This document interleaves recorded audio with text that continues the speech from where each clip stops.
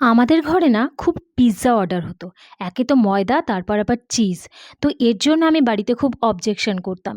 এই healthy pizza bomb বানিয়ে আমি যখন আমার বাচ্চাদের দিলাম তখন পিৎজা অর্ডার করাও কমে গেল।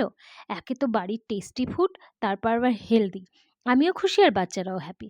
এখন যত মর্জি খাও, আমার কোনো টেনশন নেই। জন্য একটা স্টাফিং বানিয়ে নিয়েছি। এবার একটা ডো তৈরি করব, তাতে 1 কাপ ময়দা, 1/4 কাপ দই ও হাফ টিস্পুন নুন, 1/4 teaspoon black pepper, 1/4 teaspoon red chilli powder, half teaspoon baking powder দিয়ে মেখে লুচির ডোর মতো তৈরি করে বেলে নিয়েছি। এবার যেই স্টাফিংটা বানিয়েছিলাম সেই স্টাফিং ভরে বমের আকার শেপ দেব।